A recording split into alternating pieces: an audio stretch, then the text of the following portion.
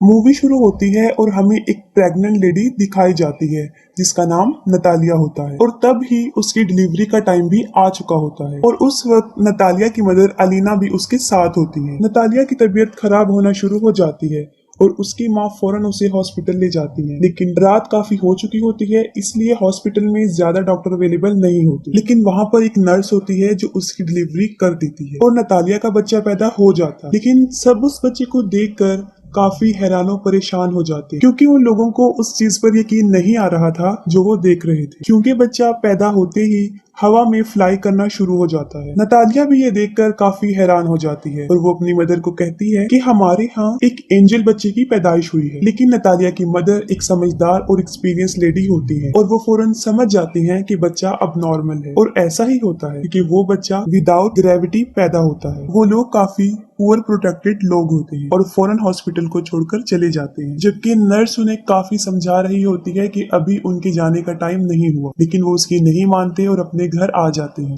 जब वो लोग घर आ जाते हैं तब नतालिया की मदर उसे एक अजीब सा क्वेश्चन पूछती है। वो पूछती है कि तुम याद करो कि इस बच्चे का बाप कौन है, लेकिन नतालिया को याद नहीं आ रहा होता कि उस बच्चे का बाप कौन है। फिर उसकी मदर उसे बताती है कि ये कोई नॉर्मल बच्चा नहीं है और इस बात को हमें राज रखना, और अगर इस बात का किसी को पता चल गया तो हमें कई मुसीबतों का सामना करना पड़ सकता। फिर वो बच्चे का नाम सिलेक्ट करते हैं, तब उसका नाम ऑस्कर रखा जाता है और ऑस्कर सच में नॉर्मल बच्चा नहीं था क्योंकि उसे संभालना काफी मुश्किल था। जब वो लोग उसे अकेला छोड़ते थे तो वो छत से ही चिपक जाता था और देर तक वहीं चिपका रहता था। ये देखकर उसकी नानी उसके लिए काफी बेल्ट्स बनाती हैं ताकि वो बच्चा जमीन पर ही रहे, और छत को भी वो काफी सॉफ्ट और लाइट वेट बना देते हैं ताकि बच्चे को चोट न लगे, क्योंकि उन लोगों को इस बात का भी डर था कि अगर उन्होंने इसे बाहर अकेला छोड़ दिया तो वो हवा में उड़ जाएगा और स्पेस में कहीं चला जाएगा। तभी वो लोग ऑस्कर के लिए काफी कॉन्शियस होते हैं और उसकी नानी और उसकी माँ उसका काफी ख्याल रखते हैं। फिर वक्त के साथ साथ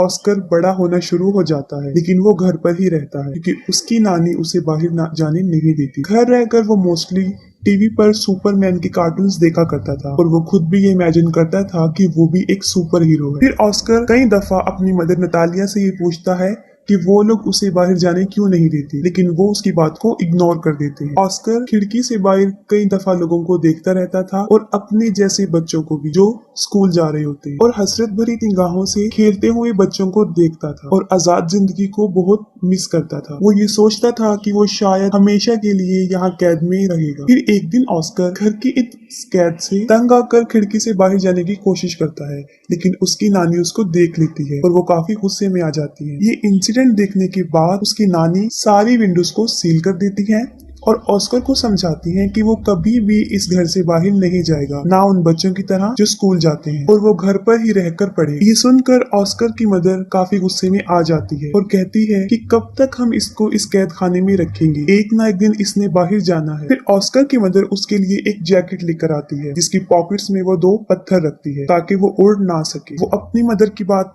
नहीं सुनती और ऑस्कर को बाहर ले जाती है और साथ में वो ऑस्कर को ये भी बताती है कि वो सुपरमैन की तरह अपना राज किसी को नहीं बताएगा, वरना वो भी कभी सुपरमैन नहीं बन सके। फिर एक दिन ऑस्कर अपनी मदर के साथ कुछ सामान परचेज करने चला जाता है और वहाँ पर एक बच्ची से टकरा जाता है। उस बच्ची का नाम अगाथा होता है। अगाथा का सारा सामान उसके हाथ से नीचे गिर जाता है और वो ऑस्कर पर काफी चिल्लाती है और ऑस्कर को 2 पानी की बोतल्स दे देती है कि अब तुम्हारी पनिशमेंट ये है कि तुम इसे मेरे साथ मेरे घर लेकर जाओगे। लेकिन ऑस्कर इसके लिए इनकार कर देता है, लेकिन अगाथा उसे बहुत इंसिस्ट करती है। तब ऑस्कर इसके लिए राजी हो जाता है और अपनी मदर को बगैर बताए वो उस बच्ची के साथ चला जाता है। अब ऑस्कर के हाथ में 2 भारी बॉटल्स होती हैं और उसके पॉकेट्स में पत्थर भी होते हैं, जिसकी वजह से वो काफी हैवी महसूस कर रहा होता है। वो अपनी पॉकेट से दोनों पत्थरों को निकालकर फेंक देता है। अब एगाथा के साथ उसकी फ्रेंडशिप हो जाती है। फिर एगाथा अपने घर पहुंच जाती है और वो ऑस्कर से पानी की बोतल्स मांगती है, लेकिन ऑस्कर पानी की बोतल्स देने से इनकार कर देता है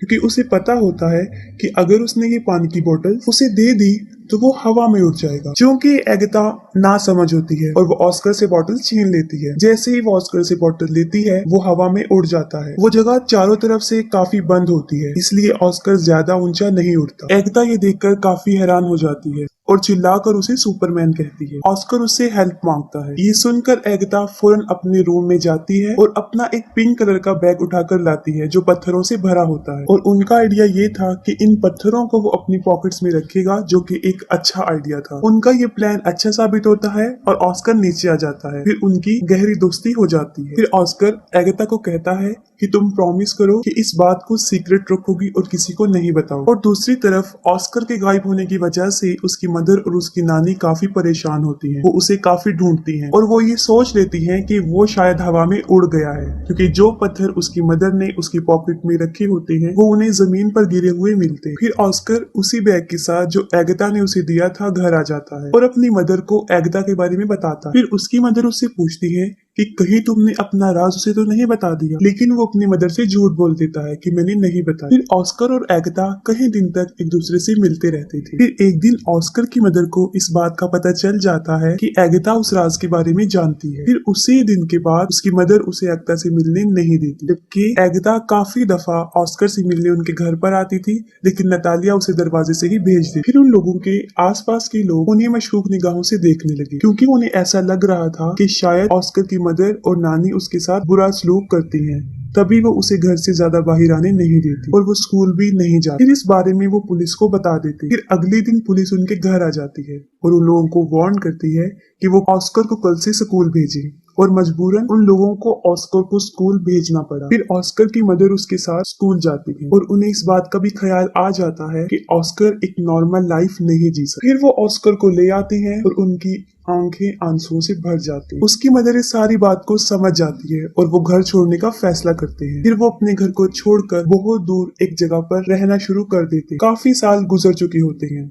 अब ऑस्कर भी जवान हो जाता है। उसकी मदर काफी ओल्ड हो जाती है और उसकी नानी की डेथ हो जाती है। और ऑस्कर के पास अब तक वो बैग होता है जो एगाथा ने उसे दिया होता है। वो उस बैग को कभी भी अपने से दूर नहीं करता था। इवन के सोते वक्त भी वो उसे अपने साथ लेकर सोता था। लेकिन आज भी उसका लाइफस्टाइल जीने का वही तरीका, घर में रहकर ही वो जिंदगी गुजारता और उसकी जिंदगी सीक्रेट पर ही चल रही होती है। ऑस्कर की मदर और वो एक दूसरे का बहुत ख्याल रखते थे। ऑस्कर अब अपनी जिंदगी से फेड अप हो गया था। इस राज को छुपाते हुए वो काफी तंग आ चुका। फिर वो सोचता है कि अगर दुनिया को उसके बारे में पता चल जाएगा तो वो थोड़े ही वक्त में पूरी दुनिया में मशहूर हो जाएगा, जैसे उसका आइडियल मैन सुपरमैन, और उसके ऊपर बहुत से लोग किताबें भी लिखेंगे। लेकिन उसकी मदर ऐसा कुछ नहीं चाहती। लेकिन उसकी मदर उसे समझाती है कि ऐसा कुछ नहीं हो, क्योंकि उसकी मदर को ऐसा लगता था कि अगर दुनिया को इस राज का पता चल गया तो वो उसे खो देगी। फिर वो अपनी माँ की खातिर सब्र कर लेता है, लेकिन फिर उसका सब्र खत्म होना शुरू हो जाता है और एक दिन वो अपनी मदर को बगैर बताए घर से बाहर चला जाता है। फिर वो एक मैजिक शो में चला जाता है जहाँ लोगों के टैलेंट को दिखाया जाता है और वो पहली मर्तबा अपने टैलेंट को दिखाने वहाँ चला जाता है। फिर उसी रात वो शो हिट हो जाता है और उसकी माँ भी ये शो देख लेती है। इस मामले में ऑस्कर की मदर बेबस थी। काफी लोग ऑस्कर को टीवी पर देख चुके होते हैं और वो फेमस भी हो चुका होता है। फिर अगले दिन वो एक आदमी जिसका नाम डेविड होता है उससे मिलता है और असल में वो आदमी कंटेंट एजेंट होता है। वो ऑस्कर को कहता है कि मैं तुम्हारी मशहूर होने में मदद कर सकता हूँ, हम बहुत बहुत बड़े शो ऑर्गेनाइज करेंगे जिससे तुम फेमस हो जाओगे। फिर वो ऑस्कर को एक बहुत बड़ा घर दे देता है जहाँ पर वो रह सके और उससे कॉन्ट्रैक्ट पर साइन भी करवाता है, क्योंकि ऑस्कर भी मशहूर होना चाहता था। वो दोनों मिलकर बहुत बहुत बड़े शो में जाकर अपनी परफॉर्मेंस दिखाते हैं और रातों रात ऑस्कर भी एक फेमस पर्सनैलिटी बन जाता और बाद में ऑस्कर को नाम दिया जाता है द मैन विदाउट ग्रेविटी। वो लोग अपने काम में काफी एंजॉय कर चुके होते हैं और उन्होंने काफी पैसा भी कमा लिया होता है। लेकिन फिर एक दिन ऑस्कर को इस बात का रियलाइज होता है कि जो ड्रीम उसने बचपन में देखा था सुपरमैन बनने का, वो सुपर हीरो नहीं है, बल्कि वो तो एक कठपुतली बन चुका है जिसे लोग अपने एंजॉयमेंट के लिए इस्तेमाल करते हैं। कभी तो लोग उसे फोटोशूट में बुलाते थे और कभी किसी मैजिक शो में। फिर आहिस्ता आहिस्ता उसे ये सब नापसंद होना शुरू हो जाता है। हालांकि उसके ऊपर बहुत सारी बुक्स लिखी जाती हैं, बहुत सारे मैगजीन्स छपते हैं और कुछ ऐसी डॉक्यूमेंट्रीज जिसमें उसकी नानी और उसकी मदर को काफी बुरा प्रेजेंट किया, जिसे ऑस्कर को काफी बुरा लगा। और फिर एक आखिरी शो होता है